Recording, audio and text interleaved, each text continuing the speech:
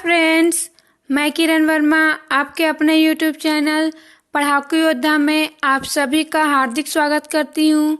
Friends, आज हम इस वीडियो में फिजिक्स के बहुत ही इम्पोर्टेंट न्यूमेरिकल्स और साथ ही फ्रेंड्स कुछ इम्पोर्टेंट क्वेश्चंस करने वाले हैं जो कि थ्योरी से रिलेटेड होंगे। ठीक है फ्रेंड्स, तो ये वीडियो फ्रेंड्स आप सभी के लिए बहुत ही ज़्यादा इम्पोर्टेंट होने वाला है। साथ ही मैं आप सभी को बता देती हूँ कि आज हम इस वीडियो में किस प्रकार के मीन्स कौन कौन से टॉपिक के क्वेश्चन करने वाले हैं। तो फ्रेंड्स, इस वीडियो में हम रिफ्लेक्शन ऑफ लाइट मीन्स प्रकाश का परावर्तन, रिफ्रैक्शन ऑफ लाइट मीन्स प्रकाश का अपवर्तन, इसी के साथ अर्थ मैग्नेटिज्म मीन्स पृथ्वी का जो चुंबकत्व होता है उससे रिलेटेड क्वेश्चन, और जो electricity and its effect means जो विद्युत है उसका जो प्रभाव है फ्रेंड्स उससे संबंधित कुछ इंपॉर्टेंट क्वेश्चन करेंगे। ठीक है फ्रेंड्स, और फ्रेंड्स जो ह्यूमन आई है मीन्स जो मानव नेत्र है इससे भी हम सभी 2-3 क्वेश्चन करने वाले हैं, क्योंकि ये जो ह्यूमन आई है फ्रेंड्स इससे डेफिनेटली एक नया क्वेश्चन एग्जाम में ज़रूर पूछा जाता है, चाहे आप कोई भी एग्जाम दो। ठीक है, तो इसलिए फ्रेंड्स आप सभी ये वीडियो कंप्लीट ज़रूर देखिएगा। तो चलिए फ्रेंड्स, अब मैं ये वीडियो स्टार्ट करती हूँ। और एक और बात बता देती हूँ कि मैं जितना भी क्वेश्चन आप सभी को करवाऊंगी फ्रेंड्स, अगर आपको नहीं पता है फिजिक्स के बारे में तो आपको डरने की कोई बात नहीं है। मैं आप सभी को उसके पीछे का थ्योरी और क्वेश्चन बहुत ही अच्छे से सॉल्व करवाऊंगी। तो सबसे पहला क्वेश्चन है फ्रेंड्स आज का, देखिए 30 सेंटीमीटर फोकस दूरी वाले। ठीक है फ्रेंड्स, मैं क्वेश्चन पढ़ रही हूँ है ना, तो आप सभी जो है क्वेश्चन देखकर ही घबराइएगा मत, क्योंकि क्वेश्चन जो है बहुत ही इजी होते हैं फिजिक्स के क्वेश्चन, बस हमें उसका जो थ्योरी है पीछे का वो समझना होता है। तो फ्रेंड्स क्वेश्चन क्या है, 30 सेंटीमीटर फोकस दूरी वाले उत्तल दर्पण से एक प्रतिबिंब बनाया जाता है। क्या बोल रहा है फ्रेंड्स, 30 सेंटीमीटर फोकल लेंथ वाला एक क्या लिया है, कन्वेक्स मिरर लिया गया है। ठीक है, उससे एक इमेज फॉर्म किया जा रहा है। अब उसके बाद बोल रहा है फ्रेंड्स कि जो कि वस्तु का 1/4 है। मीन्स फ्रेंड्स जो प्रतिबिंब बनाया जा रहा है उत्तल दर्पण के द्वारा वो वस्तु की लंबाई का, ठीक है, क्या वस्तु की जो लंबाई है ना उसका 1/4 है। ठीक है, 1/4 है। मीन्स वस्तु जितना लंबा है ना उसको मैं 4 से अगर भाग दे दूंगी तब मुझे क्या मिलेगा, क्या मिलेगा, प्रतिबिंब की लंबाई मिलेगी। ठीक है, 1/4 का यही मीनिंग होता है। ठीक है, क्या लिखा है, जो कि वस्तु का 1/4 हो तो वस्तु की दर्पण से कुल दूरी होगी। मीन्स क्वेश्चन में सिंपली ये बोल रहा है फ्रेंड्स कि 30 सेंटीमीटर फोकस दूरी वाला कोई उत्तल दर्पण है, ठीक है, जिससे जो प्रतिबिंब बनाया जा रहा है वो वस्तु की लंबाई का, हालांकि यहाँ पे लंबाई करके नहीं लिखा है लेकिन आपको क्वेश्चन से यही समझना है। ठीक है, हर बात वो नहीं लिखा रहेगा, लेकिन वो क्या बोल रहा है कि वस्तु का 1/4 है। मीन्स वस्तु की जो लंबाई है ना उसका 1/4 है जो प्रतिबिंब बन रहा है वो, तो हमें दर्पण से वस्तु की दूरी बतानी है। ठीक है, तो चलिए फ्रेंड्स इस क्वेश्चन को अब सॉल्व करते हैं। तो इस क्वेश्चन को सॉल्व करने के लिए फ्रेंड्स आप सभी को कुछ बातें पता होनी चाहिए, इसे मैं आप सभी को बता देती हूँ। तो देखिए फ्रेंड्स, आप सभी अपने स्क्रीन पर देखिए, मैं आप सभी के लिए एक अवतल दर्पण शो कर रही हूँ अभी। ठीक है, अवतल दर्पण से हम अच्छे से समझ लेंगे। ये जो मिरर मैं आप सभी के लिए बनाई हूँ है ना, ये क्या कौन सा मिरर है, ये कनकेव मिरर है। ठीक है, तो इसे मैं आप सभी को समझा देती हूँ, फिर जो आपका उत्तल दर्पण है वह आपको इजीली समझ में आ जाएगा। इसका जस्ट अपोजिट होता है वो। ठीक है, तो देखिए ये जो कनकेव मिरर आप सभी को शो किया गया है ना, इसमें जो P लिखा हुआ है फ्रेंड्स इसे दर्पण का या क्या कहते हैं, ध्रुव कहते हैं। क्या कहते हैं, ध्रुव कहते हैं, या फिर इंग्लिश में पोल कहते हैं। ठीक है, उसके बाद F लिखा हुआ है, इसी F को क्या कहते हैं, जो मिरर है उसका फोकस कहते हैं। क्या कहते हैं, फोकस कहते हैं। इसके बाद लिखा हुआ है C। क्या लिखा हुआ है, C। तो ये जो C है ना इसको क्या कहते हैं, सेंटर ऑफ कर्वेचर मीन्स वक्रता केंद्र कहते हैं। क्या कहते हैं, सेंटर ऑफ कर्वेचर मीन्स वक्रता केंद्र कहते हैं। तो फ्रेंड्स आप सभी को इससे रिलेटेड सिर्फ 4 बातें अच्छे से याद रखना है किसी भी मिरर से रिलेटेड क्वेश्चन को सॉल्व करने के लिए। तो देखिए फ्रेंड्स, कभी भी मिरर है ना मीन्स दर्पण में जो दूरी है, क्या दूरी है ना, डिस्टेंस जो है वो पोल से ही क्या किया जाता है, मापन किया जाता है, उसका मेजरमेंट किया जाता है। तो जो PF होता है फ्रेंड्स, क्या ये जो PF है ना इसे ही क्या कहते हैं, फोकस दूरी कहते हैं। क्या कहते हैं, फोकस दूरी कहते हैं। ठीक है, इसके बाद कोई भी वस्तु अगर रखी है ना, क्या कोई भी वस्तु अगर रखी है दर्पण के सामने, तो जो ध्रुव है उससे जो वस्तु की दूरी होती है ना, क्या जो ध्रुव है ना पोल से जो भी ऑब्जेक्ट है उसकी जो दूरी होती है उसे ही क्या कहते हैं, दर्पण से वस्तु की दूरी कहते हैं, और इसे यू से शो करते हैं। किससे शो करते हैं, यू से शो करते हैं। ठीक है, उसके बाद भी क्या है, दर्पण से प्रतिबिंब की दूरी मीन्स इमेज की दूरी है, इसे वी से शो करते हैं। किससे शो करते हैं, वी से शो करते हैं। अब दर्पण से दूरी मीन्स क्या फ्रेंड्स, जो ध्रुव है ना उससे ही डिस्टेंस मापा जाता है। ठीक है, ये आप सभी याद रखिएगा। उसके बाद आर दिया हुआ है, तो आर क्या है friends, radius of curvature means वक्रता त्रिज्या है। क्या है, वक्रता त्रिज्या है। मीन्स फ्रेंड्स ये जो पी सी है फ्रेंड्स है ना, जो अगर हम मिरर में देखें तो पी से सी तक का जो डिस्टेंस है इसे ही क्या कहते हैं, वक्रता त्रिज्या या फिर रेडियस ऑफ कर्वेचर कहते हैं। ठीक है, इसके बाद हमें सिर्फ दो फॉर्मूले अच्छे से याद रखने हैं। कौन कौन सा, पहला तो ये है 1/f। ठीक है, ये जो है ना, जो फार्मूला आप सभी देख रहे हैं, ये फार्मूला जो है दर्पण की फोकस दूरी, दर्पण से वस्तु की दूरी, ठीक है, और साथ ही दर्पण से प्रतिबिंब की दूरी means focal length of mirror F. ठीक है, स्मॉल एफ जो है वो क्या है, फोकल लेंथ ऑफ मिरर। उसके बाद स्मॉल यू क्या है, distance of object from mirror. उसके बाद वी क्या है, distance of image from mirror. ठीक है, तो ये जो तीनों है फ्रेंड्स, इन तीनों में रिलेशन बताता है ये वाला जो इक्वेशन है वो 1/f is equal to 1/v plus 1/u। 1/f बराबर 1/v प्लस 1/u। ठीक है, तो ये आप सभी को बहुत ही अच्छे से याद रखना है, क्योंकि इसी से आप सभी के सारे क्वेश्चन सॉल्व होने वाले हैं। उसके बाद होता है friends f is equal to r/2 means कोई भी दर्पण जो होता है ना उसकी फोकस दूरी, उसके वक्रता त्रिज्या मीन्स जो फोकल लेंथ है वो रेडियस ऑफ कर्वेचर आर का क्या होता है, आधा होता है, हाफ होता है हमेशा। कभी भी रेडियस ऑफ कर्वेचर अगर आपको दिया हुआ है क्वेश्चन में और आपको पूछे कि इसका फोकल लेंथ क्या होगा मीन्स फोकस दूरी क्या होगा, तो आप सभी क्या करेंगे, उसको 2 से डिवाइड कर देंगे। किसको 2 से डिवाइड करेंगे, जो वक्रता त्रिज्या दिया रहेगा दर्पण का उसको, तो आप सभी को मिल जाएगा दर्पण का क्या, फोकल लेंथ मिल जाएगा मीन्स फोकस दूरी मिल जाएगा। ठीक है फ्रेंड्स, तो इतनी बातें आप सभी को किसी भी क्वेश्चन को सॉल्व करने के लिए काफ़ी है, और जितना मैं आप सभी को बताई हूँ ना इसी से ही क्वेश्चन पूछा जाता है। ठीक है, डायरेक्टली आपको v और u का मान दिया रहेगा, ठीक है, और f निकालना रहेगा, या फिर r का मान दिया रहेगा और f निकालना रहेगा। ठीक है फ्रेंड्स, अब इसके बाद फ्रेंड्स आप सभी को मैं कुछ इंपॉर्टेंट बातें और बता देती हूँ जो कनकेव मिरर और साथ ही कन्वेक्स मिरर से रिलेटेड है, मीन्स उत्तल दर्पण और अवतल दर्पण से रिलेटेड है। इससे और डायरेक्टली क्वेश्चन भी पूछा जाता है। ठीक है, मीन्स डायरेक्टली आपको पूछा जाता है कि जो अवतल दर्पण है उसकी फोकस दूरी धनात्मक होती है या ऋणात्मक होती है। ठीक है, ये डायरेक्ट क्वेश्चन बनता है कोई किसी भी एग्जाम में। ठीक है ना, इसी के साथ क्या पूछेगा आप सभी को कि ये जो उत्तल दर्पण है ना, इसमें जो फोकस दूरी है वो कैसा होता है, धनात्मक होता है, ऋणात्मक होता है। तो इस प्रकार के क्वेश्चन आप सभी के एग्जाम में पूछा जाता है। तो देखिए फ्रेंड्स, मैं आप सभी के नॉलेज के लिए इसे अच्छे से बता देती हूँ। तो सबसे पहले हम अवतल दर्पण देख लेते हैं।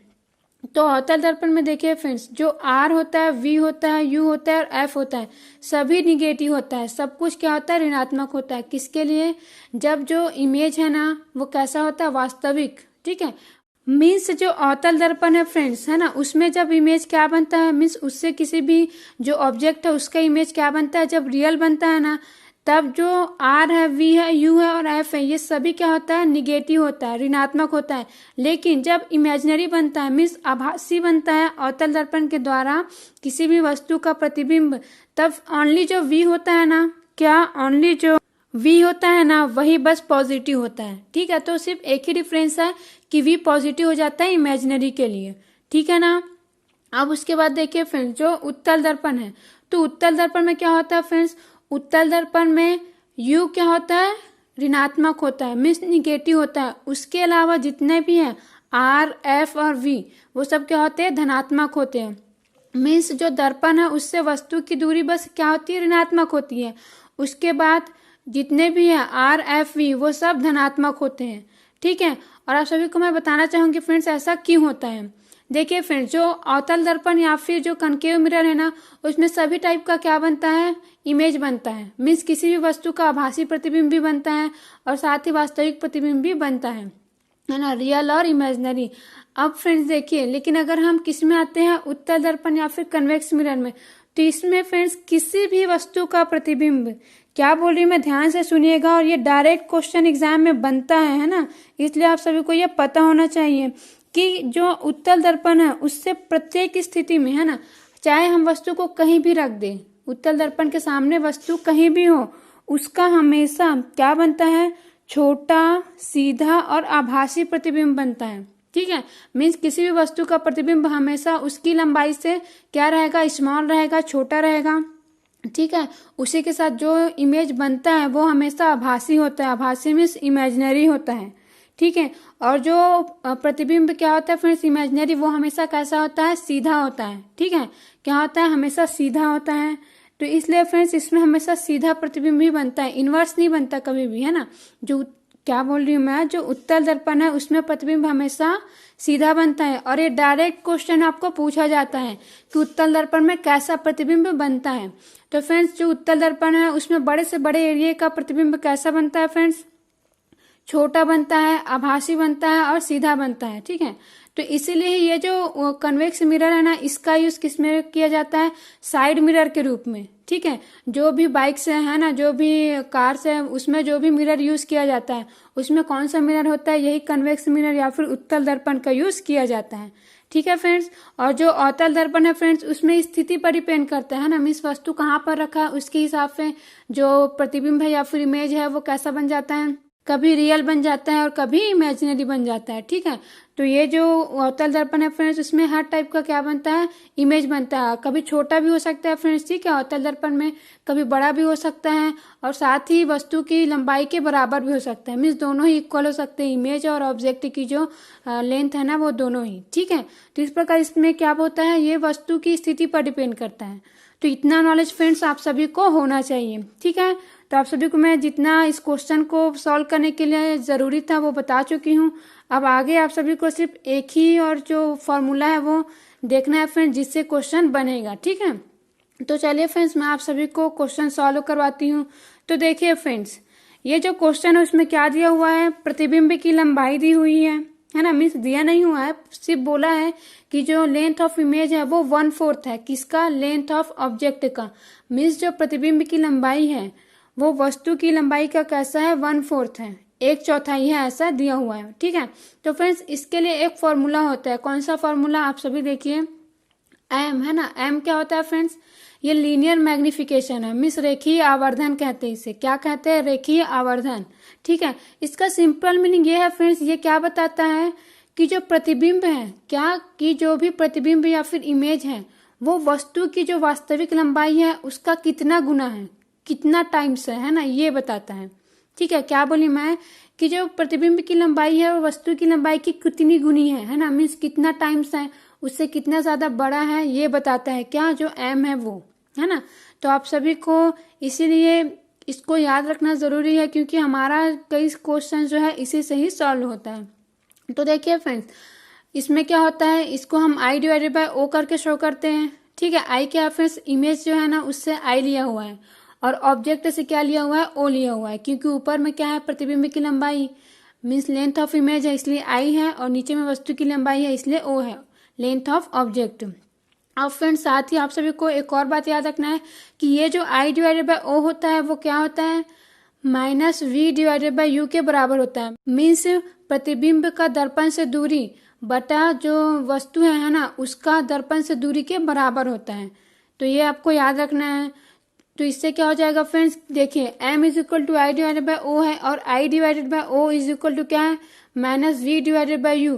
इसका मतलब ये है कि जब ये इसके इक्वल है, मीन्स जो i divided by O is equal to -v divided by u है, तो फ्रेंड्स जो m है ना वो भी किसके इक्वल हो जाएगा, -v डिवाइडेड बाय u की। ठीक है, और आप सभी को ये याद रखना है। तो ये सिर्फ यही वाला फॉर्मूला है फ्रेंड्स, लास्ट ये फॉर्मूला था ये जिसे आपको याद रखना है। ठीक है, देखिए फ्रेंड्स इस एक ही क्वेश्चन में आप सभी का हर टाइप का क्वेश्चन सॉल्व हो जाएगा। ठीक है ना, अब आगे चलिए देखिए, m is equal to I divided by O. तो देखिए फ्रेंड्स क्वेश्चन में क्या दिया हुआ है कि जो प्रतिबिंब की लंबाई है वो वस्तु की लंबाई का 1/4 है, 1/4 दिया है ना, 1/4 मतलब यही होता है 1 डिवाइडेड बाय 4। इसलिए फ्रेंड्स मैं क्या ले ली हूँ, माना x क्या है, वस्तु की लंबाई है, मीन्स सपोज करते हैं कि जो x है वो लेंथ ऑफ ऑब्जेक्ट है। देखिए फ्रेंड्स, मैं आप सभी को इतना समझा रही हूँ ना, इसलिए मुझे टाइम लग रहा है। ठीक है, मैं चाहूँ तो ये सारे क्वेश्चन सेकंड्स में सॉल्व कर सकती हूँ, मुझे बिल्कुल भी टाइम नहीं लगने वाला है, क्योंकि मुझे इतनी प्रैक्टिस है कि मैं क्वेश्चन को देख कर ही क्वेश्चन को सिर्फ सेकंड्स में सॉल्व कर सकती हूँ। लेकिन फ्रेंड्स, अगर मैं क्वेश्चन को सेकंड्स में सॉल्व कर दूंगी और आपको कुछ समझ में ही नहीं आएगा, है ना, क्योंकि कुछ बच्चे ऐसे होंगे जिन्होंने कभी पढ़ा ही नहीं होगा, ऐसा भी हो सकता है। लेकिन कुछ लोग पढ़े भी होते हैं तो उनको अच्छे से समझ में नहीं आया रहता है। तो फ्रेंड्स, मेरा काम है आप सभी को अच्छे से समझाना, ताकि आप भी सारे क्वेश्चंस को सेकंड्स में सॉल्व कर सकें। इसलिए फ्रेंड्स, वीडियो को देखते हुए ये बिल्कुल भी ना सोचे कि ये तो कितना लंबा है ना, कितना लंबा मीन्स क्वेश्चन का सॉल्यूशन है, इसमें से तो टाइम निकल जाएगा, रेलवे में तो टाइम नहीं होता है, ऐसा बिल्कुल भी ना सोचें। क्योंकि अगर आप समझे रहेंगे ना, तभी आप क्वेश्चन को सेकंड्स में सॉल्व कर सकते हैं। ठीक है, जैसा कि मैं कर लेती हूँ, मैं इस क्वेश्चन को बहुत ही जल्दी और इजीली सॉल्व कर सकती हूँ। लेकिन आपको समझाना है, इसलिए मैं एक एक बातें बता रही हूँ। आपको एग्जाम में ऐसे एकदम सीक्वेंस वाइज सॉल्व करने की जरूरत है ही नहीं, क्योंकि फ्रेंड्स वो केवल ऑप्शन में देखेगा कि आपने सही आंसर पर टिक किया है कि नहीं। ठीक है, वो नहीं देखेगा कि आपने कैसे बनाया है इसे। लेकिन आपको क्वेश्चन को सॉल्व करने के लिए उसका मेथड क्लियर होना चाहिए, कैसे हम क्वेश्चन को सॉल्व करते हैं ये क्लियर होना चाहिए, तभी आप क्वेश्चंस को बना पाएंगे। ठीक है, इसलिए मैं आप सभी को सीक्वेंस वाइज बता रही हूँ और साथ ही समझा के बता रही हूँ, जिससे आपको कोई भी कंफ्यूजन ना रहे। ठीक है फ्रेंड्स, तो आप सभी अगर ऐसा सोच रहे होंगे कि ज्यादा मतलब लंबा जा रहा है, हम कैसे इसे इजीली सॉल्व कर पाएंगे, तो आप सभी ये बिल्कुल भी ना सोचिए। आपको सिर्फ समझना है, उसके बाद आप एकदम सेकंड्स में इस क्वेश्चन को सॉल्व कर सकते हैं। ठीक है, क्योंकि अगर मैं अभी सेकंड्स में सॉल्व कर दूंगी और अगर आपको समझ में नहीं आया तो कोई मतलब ही नहीं पड़ेगा, है ना, क्योंकि मैं आप सभी को समझाने के लिए ही इस वीडियो को बना रही हूँ। ठीक है फ्रेंड्स, तो चलिए मैं आप सभी को आगे और समझा रही हूँ, है ना। तो देखिए फ्रेंड्स, मैं क्या बोली, माना x वस्तु की लंबाई है ना, तो मैं सपोज कर ली फ्रेंड्स कि जो x है वो वस्तु की लंबाई है। तो क्या दिया हुआ है फ्रेंड्स मेरे को कि जो प्रतिबिंब I है ना, I है वो क्या है, I इज इक्वल टू है x डिवाइडेड बाय 4। ठीक है, क्या है, I is equal to x divided by 4, क्योंकि x क्या मानी मैं, वस्तु की लंबाई, और जो I है वो क्या दिया हुआ है प्रश्न में कि वस्तु की जो लंबाई है ना उसका 1/4 गुना है, 1/4 है, यही दिया हुआ है ना, 1/4 है ये दिया हुआ है। इसका मतलब ये है कि वस्तु की लंबाई का 1/4 गुना है। ठीक है, तो इससे मुझे मिल जाएगा I is equal to x divided by 4, और मैं पहले ही u इज इक्वल टू क्या मान ली हूँ फ्रेंड्स, मैं पहले ही u इज इक्वल टू क्या मानी हूँ, x मानी हूँ, है ना। तो आप सभी इसे ध्यान में रखिएगा। तो फ्रेंड्स, आपको मानने की जरूरत नहीं रहेगा, वहां पर जब आप क्वेश्चन सॉल्व करेंगे तो आप अपने तरीके से तुरंत सॉल्व कर सकते हैं। लेकिन अभी आपको समझाने के लिए मैं ऐसा सॉल्व कर रही हूँ। ठीक है, तो u is equal to X लिखा हुआ है, I is equal to X divided by 4 आ जाएगा। क्वेश्चन में ही ये दिया हुआ है ना, हम इसे अपनी मर्जी से नहीं कर रहे हैं, हमें क्वेश्चन में दिया हुआ है कि जो प्रतिबिंब की लंबाई है वो वस्तु की लंबाई का 1/4 क्या है, गुना है। ठीक है, 1 डिवाइडेड बाय 4 मीन्स 1/4 है। उसके बाद फ्रेंड्स मैं इसे किस में रख दूंगी, जो m is equal to I divided by O है ना, उसमें रख दूंगी। तो यहाँ से देखिए फ्रेंड्स, ये x divided by 4 divided by ये जो है लंबा वाला जो दिया हुआ है ना लाइन जो है यहाँ पर 4 के नीचे में, यही क्या है, हमारा मेन लाइन है ना, जो डिवाइडेड का लाइन है वो यही है।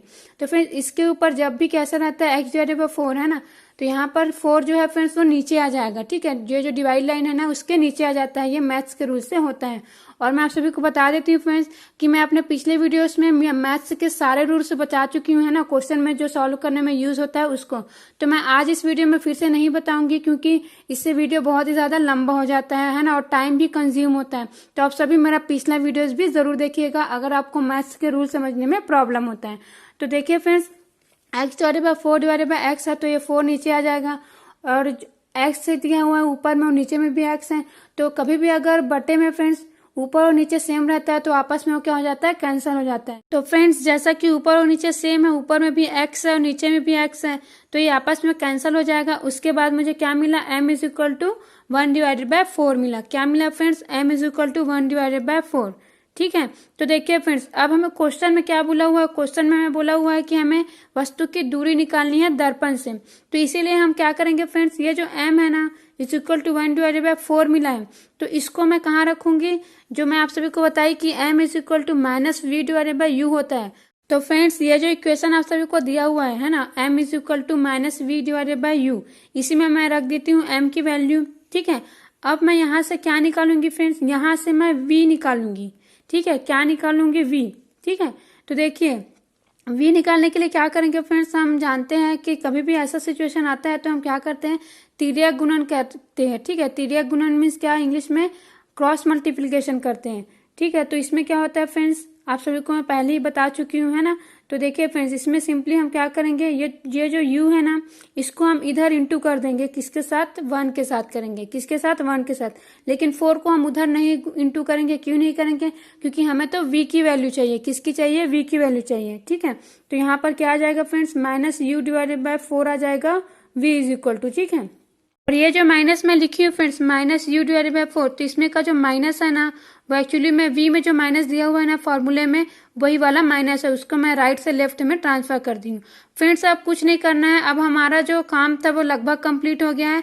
सिर्फ हमें जो फॉर्मूला है 1 divided by f is equal to 1 divided by v plus 1 divided by u, इसमें रखना है, फिर ये कंप्लीट हो जाएगा। ठीक है, अब देखिए फ्रेंड, जैसे कि मैं यहाँ पर क्या कर रही हूँ, v को u में चेंज कर दी हूँ। ठीक है, means v is equal to, मेरा जो मान निकला है वो किस में निकला है, u डिवाइडेड बाय 4 है ना, माइनस u डिवाइडेड बाय 4। तो मैं ऐसा क्यों कर रही हूँ, क्योंकि फ्रेंड्स जो क्वेश्चन है उसमें क्या दिया हुआ है, क्वेश्चन में मुझे बोला है कि मुझे वस्तु का जो दूरी है दर्पण से वो निकालना है, मीन्स u निकालना है। तो फ्रेंड्स मुझे वैल्यू रखना है ये वाला फार्मूला में 1 divided by f is equal to 1 divided by v plus 1 divided by u में। तो फ्रेंड्स मैं जो v है ना, उसकी वैल्यू क्या है, मुझे नहीं दिया हुआ है। ठीक है, क्वेश्चन में इसकी वैल्यू दी हुई क्या, नहीं, मुझे सिर्फ f दिया हुआ है 30 सेंटीमीटर, कितना, 30 सेंटीमीटर दिया हुआ है। इसलिए फ्रेंड्स v का मान जो है मुझे u में चेंज करना पड़ा, मीन्स v को किस में बदलना पड़ा, u में, है ना। v इज इक्वल टू कुछ भी आए वो किस में आए, u में आए, ताकि u जो है वो उसी की वैल्यू हमें मिल सके। इसलिए मैंने क्या करी, यहाँ पर जो v है उसको u में कन्वर्ट कर दी, मीन्स v का जो मान है उसको u में मैंने चेंज कर दी। v इज इक्वल टू क्या लेकर आई मैं, m से -u डिवाइडेड बाय 4। ठीक है, तो आपको भी ऐसा ही करना है फ्रेंड्स। अगर क्वेश्चन में क्या दिया रहता, क्वेश्चन में अगर मेरे को दिया रहता कि मुझे प्रतिबिंब की वस्तु से दूरी निकालनी है, तो यहाँ पर मैं u का मान निकालती। ठीक है, तो इस प्रकार फ्रेंड्स आपको क्वेश्चन क्या पूछा हुआ है वैसे अपना दिमाग का यूज करके उसी की वैल्यू निकालनी होगी फ्रेंड्स, जिससे हमारा क्वेश्चन जो है सॉल्व हो जाए। ठीक है, तो देखिए फ्रेंड्स, अब ये जो फॉर्मूला है 1 divided by f is equal to 1 divided by v plus 1 divided by u, simply अब मैं इसमें रख दूंगी। देखिए मैं v की वैल्यू रखी -u डिवाइडेड बाय 4, और साथ ही फ्रेंड्स मैं क्या रख रही हूँ, f की भी वैल्यू रख देती हूँ 30 सेंटीमीटर। ठीक है, कितना, 30 सेंटीमीटर, ये क्वेश्चन में दिया हुआ है। अब मैं आप सभी को एक बहुत ही इंपॉर्टेंट बात बताने जा रही हूँ फ्रेंड्स। देखिए कभी भी ये जो फॉर्मूला है हम यूज करते हैं ना, 1 divided by f is equal to 1 divided by v plus 1 divided by u, तो इसमें फ्रेंड्स ये जो f है, v है और u है, इन सभी का जो चिन्ह है ना, जो साइन है, उसको हम रखते हैं। अब देखिए अब ये साइन से क्या मीनिंग है, अभी मैं कुछ समय पहले आप सभी को बताई थी ना कि उत्तल दर्पण के लिए क्या होता है, फोकस दूरी f जो है धनात्मक होता है, बताई थी ना, अब भी बताई थी कुछ समय पहले, क्योंकि ये सब यूज होता है ना, और डायरेक्टली क्वेश्चन भी एग्जाम में पूछा जाता है। तो उत्तल दर्पण या कन्वेक्स मिरर के लिए क्या होता है, f धनात्मक होता है। ठीक है, यही इसका साइन है। ठीक है, कौन सा साइन, प्लस साइन होता है, धनात्मक होता है, मीन्स जो f होता है उसमें प्लस साइन, तो प्लस को तो लिखने की जरूरत नहीं होती है। अब v है ना, v फ्रेंड्स, ये v भी क्या होता है, धनात्मक होता है उत्तल दर्पण में। लेकिन जो u होता है फ्रेंड्स, वो क्या होता है, ऋणात्मक होता है, मीन्स ये निगेटिव होता है, किसमें, उत्तल दर्पण में। ठीक है, तो फ्रेंड्स कभी भी हम क्वेश्चन सॉल्व करते हैं ना, तो क्या करते हैं, ये जो f है, v है और u है, इन सभी का जो साइन है ना उसको यूज करते हैं फॉर्मूला में। तो देखिए f और v तो धनात्मक होता है, अभी बताई मैं, लेकिन u ऋणात्मक होता है। लेकिन फ्रेंड्स इसमें हम u का साइन यूज नहीं करेंगे। क्यों नहीं करेंगे, क्योंकि कभी भी जब भी हम फॉर्मूला यूज करते हैं, आप सभी ध्यान से सुनिए और नोट कर लीजिएगा जो मैं बोल रही हूँ। कभी भी फ्रेंड्स जब हम इस फॉर्मूला का यूज करते हैं 1 डिवाइडेड बाय f वाला, है ना, तो हम साइन का यूज केवल उसी में ही करते हैं, जैसा कि f दिया हुआ है, v दिया हुआ है, u, है ना, इनमें उसी में ही हम साइन रखते हैं, मीन्स ऋणात्मक है या धनात्मक है वो रखते हैं फ्रेंड्स, जिसका वैल्यू हमें पता है। जैसा कि मुझे f की वैल्यू दिया हुआ है ना क्वेश्चन में 30 सेंटीमीटर, तो अगर f क्या होता है फ्रेंड्स, निगेटिव होता है, तो मैं यहाँ पर -30 सेंटीमीटर लिखती। मीन्स ये जो 30 सेंटीमीटर यहाँ पर लिखी हुई फ्रेंड्स, इसकी जगह में मैं क्या लिखती, -30 सेंटीमीटर लिखती। ठीक है, लेकिन ये जो उत्तल दर्पण है ना, ये जो उत्तल दर्पण है, इसमें क्या होता है फ्रेंड्स, इसमें तो f जो है धनात्मक होता है, तो यहाँ पर तो मुझे लिखने की जरूरत नहीं है। इसी के साथ मुझे v की वैल्यू भी मिली ना, u डिवाइडेड बाय 4। लेकिन ये जो भी होता है फ्रेंड्स, ये भी क्या होता है, उत्तल दर्पण में धनात्मक होता है। इसलिए फ्रेंड्स यहाँ पर भी हमें कोई भी साइन यूज नहीं करना है, क्योंकि धनात्मक रहता है तो उसको तो लिखने की जरूरत नहीं होती है ना। उसके बाद देखिए फ्रेंड्स, u इसमें निगेटिव होता है, लेकिन इसकी वैल्यू दी हुई है क्या, मुझे नहीं दिया हुआ है। मुझे तो बोला गया है क्वेश्चन में कि मुझे इसी u का मान निकालना है, बोला है ना कि दर्पण से वस्तु की दूरी निकालना है। तो फ्रेंड्स जिसका मान हमें निकालना होता है ना, जिसकी वैल्यू, उसका साइन हम यूज नहीं करते फॉर्मूला में। हमें जो भी वैल्यू मिलता है ना, क्या क्वेश्चन को सॉल्व करने के बाद हमें कुछ भी मिलेगा, जो भी वैल्यू हमें मिलेगी वो जो है साइन के साथ मिलता है। मीन्स उसमें धनात्मक साइन रहता है कि ऋणात्मक साइन रहता है ना, वो साइन के साथ रहेगा। ठीक है, तो अभी जब मैं क्वेश्चन सॉल्व करूंगी तो जैसा कि मैं बताई कि उत्तल दर्पण में ऋणात्मक होता है ना u, है ना, अभी बताई ना। तो जब मैं इसे सॉल्व करूंगी ना पूरा, तो ये साइन के साथ मिलेगा, ऋणात्मक साइन के साथ। ठीक है, तो फ्रेंड्स इस प्रकार से फॉर्मूला में को जो वैल्यूज है वो रखा जाता है। ठीक है, क्या वैल्यूज को रखने का भी एक तरीका होता है फ्रेंड्स। और जो बच्चे हैं इसी में ही गलती करके आते हैं, है ना, क्या करते हैं बच्चे, इसी में ही गलती कर देते हैं। इसलिए मैं आप सभी को इतना डिटेल से और एक एक बातें बता रही हूँ, है ना, और एक एक बातें आप सभी नोट करके रख लीजिए। मैं बार बार बोल रही हूँ आप सभी को, क्योंकि आप नोट करके रखे रहेंगे तो आपको रीजन करने में भी बहुत ही ईजी लगेगा और आप सभी को टाइम भी नहीं लगेगा फिर से समझने में। ठीक है ना, तो मैं जो बोली हूँ आप सभी को समझ में आ गया होगा, ये उम्मीद करती हूँ। अब देखिए फ्रेंड्स, आगे मैं इसे सॉल्व करूंगी। अब सॉल्व करना तो बहुत ही ईजी है फ्रेंड्स। ठीक है, तो देखिए 1 divided by 30 is equal to 1 divided by minus u divided by 4। तो मैं इसे पहले भी बता चुकी हूँ कि ये जो 4 होता है जो नीचे में रहता है वो ऊपर में चला जाता है। ठीक है, इसे मैं अपने पिछले वीडियोस में बता चुकी हूँ, इसका जितना भी रूल है उसको। ठीक है फ्रेंड्स, तो आप सभी को मैं एक बार फिर बोलती हूँ कि पिछला वीडियोस भी बहुत ही ज्यादा इंपॉर्टेंट है। आप सभी पिछले वीडियोस भी हमारे प्लेलिस्ट में जाकर देख सकते हैं। और साथ ही फ्रेंड्स फिजिक्स का जो प्लेलिस्ट है उसका मैं लिंक आप सभी को डिस्क्रिप्शन में दे दूंगी इस वीडियो के, तो आप सभी वहां से भी वीडियोस को देख सकते हैं। ठीक है, तो चलिए फ्रेंड्स अब आगे देखते हैं। तो यहाँ पर है 1 divided by minus u divided by 4, है ना। तो यहाँ पर जो 4 है वो ऊपर चला जाएगा, तो -4 डिवाइडेड बाय u हो जाएगा।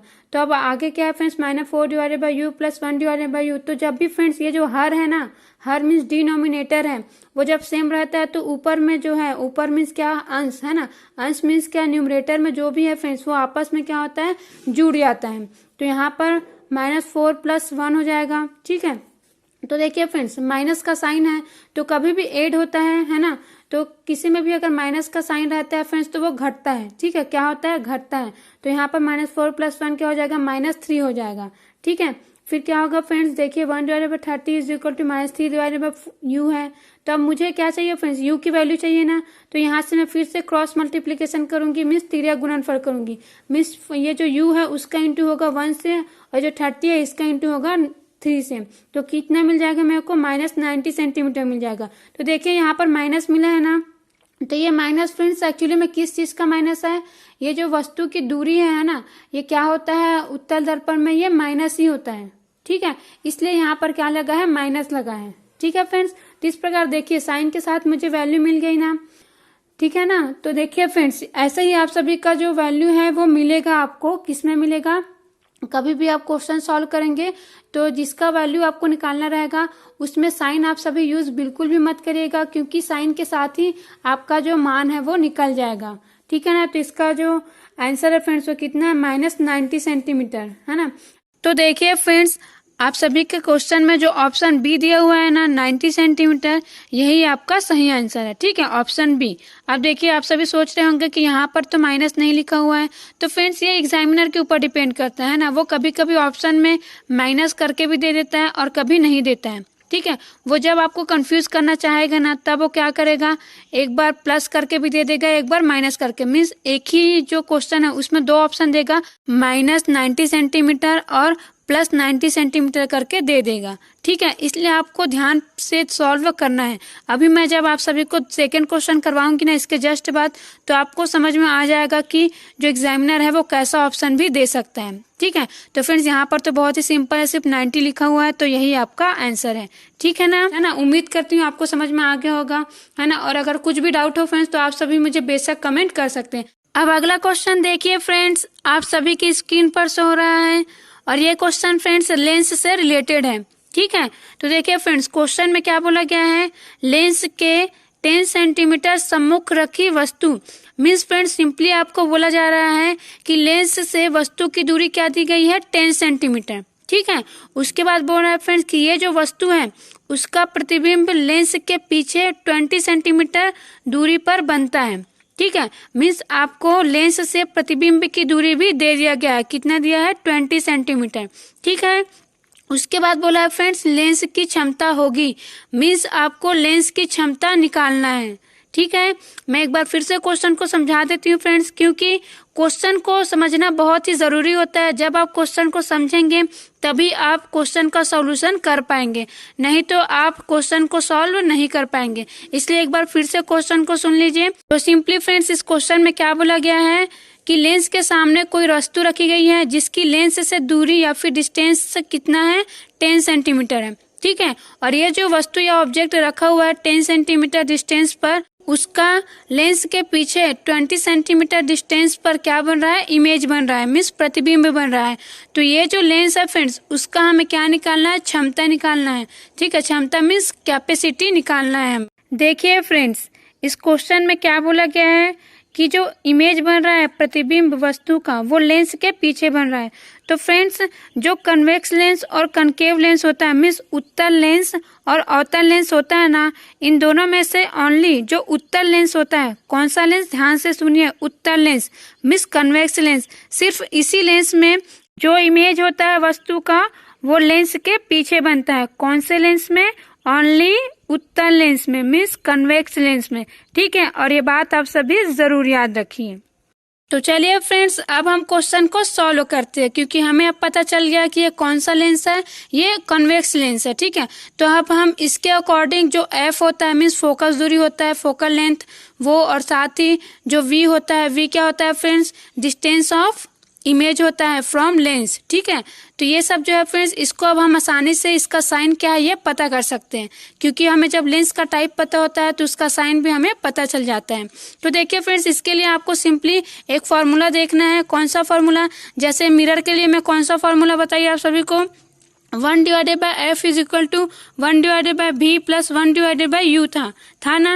लेकिन फ्रेंड्स इसमें थोड़ा सा डिफरेंस होता है कि यहाँ पर 1 डिवाइडेड बाय भी माइनस 1 डिवाइडेड बाय यू होता है, मीन्स प्लस साइन की जगह यहाँ पर क्या रहता है, माइनस साइन रहता है। ठीक है, बाकी सब कुछ यहाँ पर सेम रहता है फ्रेंड्स, क्या सब कुछ सेम, मीन्स जैसे जो उत्तल दर्पण था या फिर कन्वेक्स मिरर था है ना, उसके लिए जो फोकस दूरी था या फिर जो स्मॉल एफ था वो क्या था, पॉजिटिव था, तो यहाँ पर भी ये क्या होगा, पॉजिटिव होगा। ठीक है, और जो v था फ्रेंड्स, v है ना वो क्या था, वो भी पॉजिटिव था ना, तो यहाँ पर भी क्या होगा, पॉजिटिव होगा।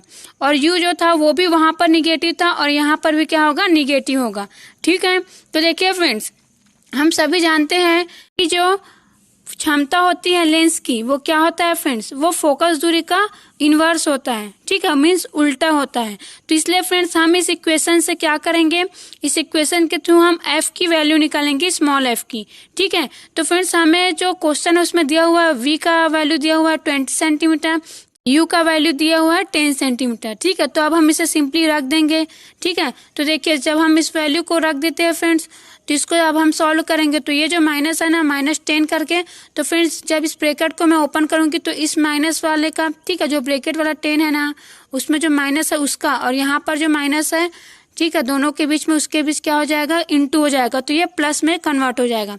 ठीक है, और फिर अब देखिए हमें हमेशा से पता है कि कभी भी जब हम जो अंश और हर वाला, ठीक है, अंश और हर वाला बोलने से क्या, न्यूमरेटर और डिनोमिनेटर वाला कोई भी अगर क्वेश्चन सॉल्व करते हैं तो उसमें जो डिनोमिनेटर है वो क्या होना चाहिए, इक्वल होना चाहिए। तो इसके लिए मैं क्या करूंगी, ये जो सेकंड वाला है ना, उसमें मैं 2 से इंटू कर दूंगी, तो 2 से 1 का इंटू करूंगी तो 2 ही आएगा, और नीचे में इंटू करूंगी तो 2 से अगर मैं 10 का इंटू करूंगी तो कितना आता है, 20 आता है। तो अब ये हो गया सेम। ठीक है, तो अब ये आपस में ऊपर में क्या हो जाएगा, ऐड हो जाएगा, तो 1 + 2 कितना हो जाएगा, 3 हो जाएगा। तो मुझे 1 divided by F is equal to क्या मिला, 3 डिवाइडेड बाय 20 मिला। ठीक है, तो फ्रेंड्स मुझे तो किसकी वैल्यू चाहिए, मुझे तो एफ की वैल्यू चाहिए, 1 डिवाइडेड बाय एफ की नहीं, है ना। तो फ्रेंड्स इसके लिए मैं क्या करूंगी कि ये जो एफ है ना, ठीक है, इसको निकालने के लिए मैं सिंपली जो क्रॉस मल्टीप्लिकेशन होता है उसका यूज करूंगी। तो एफ को मैं राइट में ट्रांसफर कर दूंगी और 3/20 को मैं लेफ्ट में, ठीक है। तो एफ इज इक्वल टू मुझे क्या मिल जाएगा, 20/3 मिल जाएगा। अब देखिए फ्रेंड्स, हमें क्या मिल गया, एफ की वैल्यू मिल गई ना 20/3 सेंटीमीटर। अब कुछ नहीं करना है फ्रेंड्स, एक फॉर्मूला होता है, क्या होता है कि जो कैपेसिटी होता है ना, लेंस का जो क्षमता होता है उसको हम किससे शो करते हैं, पी से, है ना, किससे, पी से। तो वो फ्रेंड्स जो पी होता है, मीन्स जो लेंस की क्षमता होता है वो उस फोकस दूरी का उल्टा होता है, क्या होता है, इनवर्स होता है। और फ्रेंड्स जब भी फोकस दूरी किस में दिया रहता है, सेंटीमीटर में, किस में, सेंटीमीटर में। तो उसका एक फॉर्मूला होता है फ्रेंड्स, कौन सा formula, P is equal to 100/F। तो यही फॉर्मूला होता है फ्रेंड्स जिसमें हमें क्या रखना है, एफ का मान रखना है, जिससे हमें क्या मिल जाएगा, पी मिल जाएगा, ठीक है। और ये जो डी लिखा है ना फ्रेंड्स, ये डी जो है डायोप्टर है। डायोप्टर जो होता है वो लेंस की क्षमता का यूनिट है। और ये क्वेश्चन भी डायरेक्ट एग्जाम में पूछा जाता है कि लेंस की क्षमता का यूनिट क्या होता है। तो इसे भी आप सभी जरूर याद रखिए कि ये जो डायोप्टर है वो क्या है, लेंस की क्षमता का यूनिट है। तो फ्रेंड्स अब कुछ नहीं करना है, इस फार्मूले को आप हमेशा याद रखिएगा कि कभी भी अगर एफ सेंटीमीटर में दिया गया है तो हम इसे कैसा रखेंगे, ऐसा ही रखेंगे, ठीक है। और हमेशा एफ सेंटीमीटर में ही दिया जाता है। अब यहाँ पर एफ की वैल्यू रख देंगे फ्रेंड्स, ठीक है। इतना एफ की वैल्यू 20/3 है, ठीक है। तो अब ये 3 ऊपर चला जाएगा, ठीक है। अब देखिए फ्रेंड्स 20 नीचे में, ऊपर में 100 है। तो ये जो 100 है फ्रेंड्स वो 20 का 5 टाइम्स होता है, मीन्स 25 जो क्या होता है, 100 होता है। तो अगर मैं 20 को 5 से इंटू करूँ, 20 पंचे, तो क्या मिलेगा, 20 पंचे 100 होता है। तो ये 20 से 5 बार में चला जाएगा, डिवाइड हो जाएगा, ठीक है। तो यहाँ पर क्या आ जाएगा, 5 × 3। तो यहाँ पर क्या हो जाएगा फ्रेंड, 5 × 3 15। तो यहाँ पर हमारा आंसर क्या होगा, P is equal to +15D। क्या होगा, P is equal to +15D। Friends अब फ्रेंड्स देखिए, जैसा कि मैं आप सभी को क्या बताई हूँ कि जो कन्वेक्स लेंस होता है ना, उसका फोकस दूरी क्या होता है, पॉजिटिव होता है, पॉजिटिव होता है, बताइए ना अभी। तो फ्रेंड्स ऐसा ही होता है फ्रेंड्स, क्या होता है, जिसका फोकस दूरी पॉजिटिव होता है उसकी क्षमता भी पॉजिटिव होती है। तो यहाँ पर +15D आएगा, क्या आएगा, +15D आएगा। और डी क्या है, यूनिट है, ठीक है, डायोप्टर है। तो देखिए फ्रेंड्स आपके क्वेश्चन में जो ऑप्शन डी दिया हुआ है ना, वही आपका आंसर है, +15D, ठीक है। आप सभी को समझ में आ गया होगा फ्रेंड्स, ठीक है, क्योंकि मैं बहुत ही अच्छे से एक्सप्लेन कर दी हूँ आप सभी को। और देखिए फ्रेंड्स आप सभी अगर ऑप्शन में देखेंगे तो -15D भी दिया हुआ है ना। तो फ्रेंड्स ऐसा ही क्वेश्चन आपके एग्जाम में पूछ दिया जाता है, इसलिए आप सभी को साइन का बिल्कुल ही ध्यान रखना है कि पॉजिटिव आएगा कि निगेटिव आएगा, ठीक। अब चलते हैं फ्रेंड्स हम अपने अगले क्वेश्चन में। अगला क्वेश्चन है फ्रेंड्स, मैं आप सभी के लिए पढ़ रही हूँ, ठीक है। आप सभी ध्यान से सुनिएगा क्योंकि क्वेश्चन को समझना बहुत ही जरूरी होता है। जब हम क्वेश्चन को अच्छे से समझ पाते हैं तभी हम उसको सही तरीके से सॉल्व कर सकते हैं। तो क्वेश्चन है फ्रेंड्स देखिए, 50-50 वाट, ठीक है। क्या 50-50 वाट बोलने से 50-50 वाट का क्या है, बल्ब दिया हुआ है। कितने बल्ब दिया हुआ है, 10। ये वाट क्या शो करता है फ्रेंड्स, ये इलेक्ट्रिक पावर शो करता है, विद्युत शक्ति शो करता है, ठीक है। मीन्स आपको 50-50 वाट शक्ति के, विद्युत शक्ति के क्या दिया हुआ है, 10 बल्ब दिए हुए हैं, ठीक है। ये जो 10 बल्ब है फ्रेंड्स वो 30 दिन तक प्रतिदिन 10 घंटे जलाया जाता है। क्या बोल रहे हैं, 50-50 वाट के क्या है, जो बल्ब है वो है, कितने बल्ब है, 10 बल्ब है ना। और ये कितने दिन तक चल रहा है, ये 30 दिन तक चल रहा है फ्रेंड्स, प्रतिदिन। और कितने घंटे चल रहा है, पर डे 10 घंटे जलाया जाता है। तो हमें बताना है इसमें वह विद्युत ऊर्जा का मान, और किसमें बताना है, किलोवाट घंटा में बताना है। किसमें बताना है, किलोवाट घंटा में बताना है, ठीक है। विद्युत ऊर्जा मीन्स इलेक्ट्रिक एनर्जी बतानी है हमें, किसमें कितना इलेक्ट्रिक एनर्जी क्या हुआ है, खर्च हुआ है, ये बताना है। व्यय होना मीन्स खर्च होना, है ना। कितना इलेक्ट्रिक एनर्जी जो है व्यय हुआ है ये बताना है। मीन्स जब हम इन बल्बों को जलाते हैं तो कितना एनर्जी कंज्यूम हो रहा है हमें ये बताना है, ठीक है ना। तो देखिए फ्रेंड्स किसमें बताना है, किलोवाट में बताना है। और यहाँ पर किसमें दिया हुआ है, वाट में दिया है। अब फ्रेंड्स ये जो किलोवाट घंटा है वो आखिर है क्या, आप सभी ने कभी भी देखा होगा, है ना। जो बिजली का बिल आता है उसमें क्या लिखा हुआ था, यूनिट लिखा हुआ होता है ना। कभी भी देखा होगा आपने, कभी तो देखा होगा भाई, है ना, यूनिट लिखा होता है। तो ये जो किलोवाट घंटा है ना उसको क्या कहते हैं, यूनिट ही कहते हैं। जनरल भाषा में हम क्या जानते हैं, इसे यूनिट के नाम से जानते हैं। ये एक्चुअली में जो विद्युत ऊर्जा होता है ना उसको मापने की क्या इकाई है, मीन्स यूनिट है, ठीक है फ्रेंड्स। क्या है, ये एक इकाई है। जैसा कि लंबाई होता है उसके लिए मीटर लिखते हैं ना, ये 10 मीटर है, ये 5 मीटर है, ऐसा कुछ लिखते हैं ना।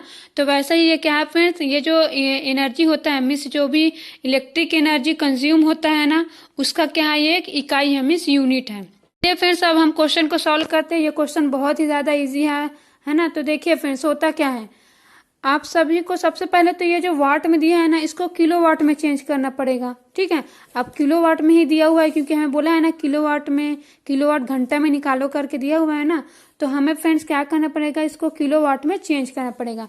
तो देखिए ये जो वाट है ना, वाट, इसको किलो में चेंज करने के लिए, अब देखिए ये वाट तो पहले से लगा हुआ है, लेकिन इसमें हमें क्या लगाना है, किलो लगाना है ना, किलो लगाना है। तो हम जानते हैं कि 10⁻³ मीन्स जो 1000 होता है ना, वो क्या होता है फ्रेंड्स, वो किलो होता है। ठीक है, मीन्स जो भी किलो रहता है ना, उसमें 3 जीरो होता है 1 के बाद। तो हम क्या करेंगे, इसको किलोवाट में चेंज करने के लिए 1000 से डिवाइड कर देंगे। क्या कर देंगे फ्रेंड्स, 1000 जो है ना उससे डिवाइड कर देंगे 50 को। ठीक है, तो इससे ये किस में चेंज हो जाएगा, किलोवाट में चेंज हो जाएगा। तो देखिए फ्रेंड्स जब मैं 1000 से डिवाइड करूंगी तो कितना आएगा, 1/20, क्योंकि 0 से 0 कैंसिल हो जाएगा। ठीक है, उसके बाद क्या होता है, 5 2 क्या होता है फ्रेंड्स, है ना, 5 2 होता है 10, मीन्स 5 गुणित क्या होता है, 10 होता है। तो इससे क्या आ जाएगा, ये जो 10 है वो कैंसिल होकर 2 आ जाएगा, तो सिर्फ मेरे को कितना मिल जाएगा, 20। तो 1/20 आ जाएगा। ठीक है, जिस प्रकार एक किलोवाट में चेंज हो गया।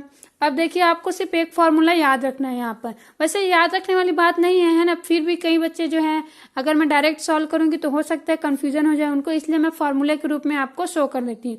तो देखिए फ्रेंड्स आपकी स्क्रीन पर एक फॉर्मूला शो हो रहा है, वहां पर क्या लिखा हुआ है, वह विद्युत ऊर्जा यूनिट में लिखा हुआ है ना, यूनिट में, है ना। तो हमें यूनिट में ही तो निकालना है, किलोवाट घंटा मीन्स क्या होता है, यूनिट ही होता है ना। तो आपको किलोवाट घंटा दिया रहा है, यूनिट दिया रहा है, एक ही है। तो देखिए इसमें क्या होगा, विद्युत उपकरण की संख्या, आप सभी को दिया हुआ है विद्युत उपकरण की संख्या, दिया हुआ है ना, कितना दिया हुआ है, 10। ठीक है, उसके बाद दिया हुआ है विद्युत उपकरण की शक्ति। अब यहाँ पर वाट में लिखा है, क्या लिखा हुआ है, वाट में। अब क्यों लिखा हुआ है, क्योंकि देखिए यहाँ पर बटे में क्या है, 1000 है ना, तो ये 1000 ना इसीलिए रखा गया है ताकि हम ये जो वाट है इसको किस में चेंज करें, किलोवाट में। तो हम तो पहले ही कर लिए, तो हमें इस 1000 की जरूरत नहीं है। अगर हमने चेंज नहीं किया है ना, तब हम इस 1000 को लगाएंगे। ठीक है ना। तो चलिए अब इसके बाद है क्रॉस में, क्रॉस मीन्स गुना में है समय। समय किस में दिया हुआ है, घंटे में, हमें भी दिया हुआ है ना घंटे में, कितना दिया हुआ है, 10 घंटे। और दिनों की संख्या। तो देखिए फ्रेंड्स एक फॉर्मूले से सारे क्वेश्चन सॉल्व हो जाते हैं, और ऐसा ही question same to same question ACF exam में दिया हुआ है, और साथ ही रेलवे भी ऐसा क्वेश्चन करता है। ठीक है, और आप सभी को मैं बताना चाहूंगी कि एनटीपीसी जो है ऐसा एग्जाम है जिसमें मेंस भी होता है ना, मेंस भी होता है उसमें। तो मेंस में ऐसे ही क्वेश्चन पूछते हैं फ्रेंड्स, है ना, इसलिए आप सभी ऐसा तैयारी कीजिए, क्योंकि देखिए इतने समय से ये एग्जाम रुका हुआ है, इसका मतलब ये है कि सब बहुत ही अच्छी तगड़ी तैयारी में है। ठीक है, सबकी तैयारी जो है इतना हो चुका है, अब बार बार रिवीजन भी हो चुका है, कम से कम 10 बार रिवीजन कर लिए होंगे कई बच्चे तो इसलिए आप सभी की तैयारी बहुत ही अच्छी होनी चाहिए, है ना। तो देखिए ये सिंपल सा फॉर्मूला है, आपको याद रखना है। अब कुछ नहीं फ्रेंड्स, बस ये जो सारी वैल्यूज है उसको मैं रख दूंगी। तो हमें फ्रेंड्स उपकरणों की संख्या कितना दिया हुआ है, 10 दिया हुआ है ना। उपकरणों की संख्या 10 बल्ब दिए हुए हैं, नहीं तो 10 लिखूंगी। उसके बाद दिया हुआ है विद्युत उपकरण की शक्ति, तो शक्ति कितना दिया हुआ था, 50 वाट, उसको मैं किलोवाट में चेंज कर चुकी हूँ, तो उसको मैं क्या लिखूंगी, 1/20 लिखूंगी। ठीक है, उसके बाद समय दिया हुआ है घंटे में, तो 10 घंटे दिया हुआ है तो मैं 10 से इंटू करूंगी, और दिनों की संख्या दिया हुआ है 30, तो मैं 30 से इंटू करूंगी। ठीक है, अब सिंपली इसको सॉल्व करना है, कुछ नहीं। तो देखिए नीचे में 20 में 1 जीरो है, ऊपर में 10 है, 1 जीरो है ना, तो 1 जीरो से 1 जीरो कैंसिल हो जाएगा। अब आगे सॉल्व करते हैं फ्रेंड्स। तो आगे हम कैसे सॉल्व करेंगे, 1/2 क्रॉस 30 क्रॉस 10 बचा अब, है ना। तो इसके लिए मैं क्या करूंगी, अब 2 से मैं 30 को डिवाइड करूंगी, तो कितना मिल जाएगा मेरे को, 15 मिल जाएगा, मीन्स 15 मिल जाएगा। ठीक है फ्रेंड्स, इसके बाद मैं 15 इंटू 10 करूंगी तो मुझे कितना मिल जाएगा, 150 किलोवाट। तो यही आपका आंसर है फ्रेंड्स, कितना, 150 किलोवाट। मीन्स जो आप सभी का ऑप्शन डी दिया हुआ है ना क्वेश्चन में, कौन सा ऑप्शन, ऑप्शन जो डी दिया हुआ है क्वेश्चन में, यही आपका सही आंसर है। ठीक है, तो इस प्रकार आप कोई भी क्वेश्चन इससे सॉल्व कर सकते हैं। तो आप सभी ये फॉर्मूला जरूर याद रखिए। अब अगला क्वेश्चन देखिए फ्रेंड्स, अगला क्वेश्चन है आप सभी के लिए, 2 विद्युत bulb means electric power 40 watt and 100 watt के हैं, इनमें से कौन सा बल्ब ज्यादा चमकीला होगा जब पहले श्रेणी क्रम में फिर समांतर क्रम में जोड़ा जाए। तो देखिए फ्रेंड्स ये बहुत ही अच्छा क्वेश्चन है, समझने वाला क्वेश्चन है, और मैं आप सभी को एक बार फिर से बता देती हूँ कि इसमें क्या बोल रहा है। फ्रेंड्स इसमें सिंपली 2 इलेक्ट्रिक बल्ब दिए हुए हैं, 40 वाट और 100 वाट के। ठीक है, तो इसमें 2 कंडीशन दी हुई है। पहला कंडीशन दिया हुआ है कि जब ये दोनों इलेक्ट्रिक बल्ब पैरेलल है ना, मीन्स जब पहला क्रम में इनको हम क्या करते हैं, जोड़ते हैं, तो ये कौन सा ज़्यादा चमकेगा, मीन्स किस में ज़्यादा हीट प्रोड्यूस होगा वो पूछ रहा है। कब? जब दोनों क्या होगा, पहला क्रम में जोड़ा जाएगा। ठीक है, यहाँ पर चमकीला होने का मतलब यही है कि किस में ज़्यादा हीट जनरेट होगा। कब? जब ये दोनों पहला क्रम में होंगे, मीन्स पहला ऑर्डर में होंगे। और सेकेंड बोल रहा है फ्रेंड्स, जब ये श्रेणी क्रम में हो। ठीक है, श्रेणी क्रम में हो मीन्स सीरीज ऑर्डर में हो, तब कौन सा ज़्यादा चमकेगा या फिर किस में ज़्यादा हीट जनरेट होगा ये पूछ रहा है। ठीक है, तो फ्रेंड्स इसमें हमें सिंपली एक दो बातें याद रखनी होती हैं, जिसे मैं आपको सिंपल शब्दों में बता देती हूँ। तो देखिए फ्रेंड्स, हम मान लेते हैं कि ये जो बल्ब दिए हुए हैं ना, कौन कौन से बल्ब दिए हुए हैं, 40 वाट और 100 वाट के। ठीक है, तो ये जो बल्ब है फ्रेंड्स, हमें मान लेते हैं कि इनके प्रतिरोध क्या है, सपोज R1 और R2 है। आप सभी को ये समझाने के लिए मैं बता रही हूँ। ठीक है, आप सभी इसे डायरेक्ट जो क्वेश्चन है फ्रेंड्स, मीन्स जो भी एग्जाम है ना, उसमें इस क्वेश्चन को डायरेक्टली सॉल्व कर सकते हैं। आपको सिर्फ कॉन्सेप्ट क्लियर करना है इस जो क्वेश्चन है उसके थ्रू। ठीक है, तो देखिए हम सपोज करते हैं कि R1 R2 क्या है, इन दोनों बल्ब जो है दिए हुए हैं, उनके क्या है, रजिस्टेंस है, मीन्स प्रतिरोध है। तो देखिए फ्रेंड्स, हम जानते हैं, क्या जानते हैं, मैं आप सभी को पहले वीडियो में ये बता चुकी हूँ, लेकिन इसमें मैं थोड़ा सा शॉर्ट में बता देती हूँ। अगर आपको और भी डिटेल जानना है फ्रेंड्स, तो एक बार फिर से बोलती हूँ कि मेरा पिछला वीडियो जरूर देखिए। मैं इससे रिलेटेड एक क्वेश्चन करवा चुकी हूँ, लेकिन वो कैसा था फ्रेंड्स, वो पैरेलल ऑर्डर में था। ठीक है, मेरे ख्याल से वही था, समांतर क्रम में वाला जो क्वेश्चन था फ्रेंड्स, है ना, वो ऐसा ही दिया हुआ था कि कौन सा बल्ब ज्यादा चमकेगा करके। लेकिन फ्रेंड्स उसमें सीरीज ऑर्डर में नहीं दिया हुआ था, मीन्स श्रेणी क्रम वाला नहीं दिया हुआ था। तो फ्रेंड्स आप सभी को चाहे समांतर क्रम में हो चाहे वो श्रेणी क्रम में हो, वो आप सभी क्वेश्चन को सॉल्व कर सके, इसलिए मैं ये क्वेश्चन आप सभी को करवा रही हूँ। ठीक है ना, तो फ्रेंड्स इसका जो भी फॉर्मूला है, थ्योरी है, मैं पिछले वीडियोस में बहुत ही डिटेल से अच्छे से बता चुकी हूँ। ठीक है, तो आप सभी पिछले वीडियोस को देख करके वहां से अच्छे से और भी समझ सकते हैं। अभी मैं शॉर्ट में बता देती हूँ। तो फ्रेंड जैसा कि R1 R2 मैं मानी हूँ ना, तो मैं आप सभी को बता चुकी हूँ कि किसी भी बल्ब का है ना, जिसका जो शक्ति है वो ज्यादा होता है ना, तो उसका जो प्रतिरोध होता है वो कम होता है। तो देखिए यहाँ पर 40 वाट जो है वो क्या है, 100 वाट से कम है कि नहीं, कम है। इसका मतलब यह है कि 40 वाट का जो बल्ब है उसका प्रतिरोध ज्यादा होगा। ठीक है, और जो 100 वाट का प्रतिरोध है वो कम होगा, क्योंकि जितनी ज्यादा शक्ति होती है उस प्रतिरोध उतना ही कम होता है। ठीक है, अब देखिए फ्रेंड, जब भी श्रेणी क्रम में रहते हैं ना, क्या होता है, श्रेणी क्रम में सीरीज ऑर्डर में होता है, तो क्या होता है फ्रेंड्स, जो शक्ति है या फिर जो पावर है ना, इलेक्ट्रिक पावर, वो डायरेक्टली प्रोपोर्शनल होता है आर के। किसके प्रोपोर्शनल होता है, आर के। अब देखिए P is directly proportional to R. क्या? P is directly proportional to R. कब होता है, श्रेणी क्रम में रहते हैं तब। तो फ्रेंड्स जो P है, इलेक्ट्रिक पावर जितना ज्यादा होता है ना, वो उतना ही ज्यादा हीट प्रोड्यूस करता है। ठीक है, क्या बोली मैं, इलेक्ट्रिक पावर जितना ही ज्यादा होता है ना, H भी उतना ही ज्यादा होता है और वो उतना ही ज्यादा चमकेगा। मीन्स ये है कि श्रेणी क्रम में क्या होगा, P जो है वो डायरेक्टली प्रोपोर्शनल है आर के। क्या है, P जो डायरेक्टली प्रोपोर्शनल होता है आर के। कब, श्रेणी क्रम में। तो उस समय फ्रेंड्स जो कम शक्ति वाला क्या होगा, बल्ब होगा, वो ज्यादा चमकेगा, क्योंकि जो कम शक्ति वाला या फिर कम पावर वाला जो बल्ब होता है उसका प्रतिरोध ज्यादा होता है। ठीक है, तो आपको ये सारी बातें याद रखना है, और मैं आप सभी के लिए ये बता रही हूँ, तो आप सभी स्क्रीनशॉट लेकर भी इसे रख सकते हैं, क्योंकि मैं अच्छे से इसे लिख दी हूँ। उसके बाद फ्रेंड्स समांतर क्रम में अगर हम देखते हैं, तो समांतर क्रम में फ्रेंड्स जो P होता है, P मीन्स जो इलेक्ट्रिक पावर होता है वो क्या होता है, R के इन्वर्सली प्रोपोर्शनल होता है। इन्वर्सली प्रोपोर्शनल मीन्स उल्टा होता है, R जितना ज्यादा होगा P उतना कम होगा। किसमें, समांतर क्रम में। ठीक है, क्या होगा, समांतर क्रम में। और P जितना ज्यादा होगा R उतना कम होगा। ठीक है ना, तो देखिए फ्रेंड्स, जब R क्या होगा, R इसमें इन्वर्सली प्रोपोर्शनल, इसका मतलब यह है कि R जिसके लिए कम होगा, ठीक है, क्या, R जिसके लिए भी कम होगा उसका P उतना ही ज्यादा होगा। किसमें, समांतर क्रम में। एक बार फिर से सुन लीजिए, एक जस्ट अपोजिट होता है। श्रेणी क्रम में क्या होता है, R जिसका ज्यादा होता है P उसका ज्यादा होता है। किसमें, श्रेणी क्रम में।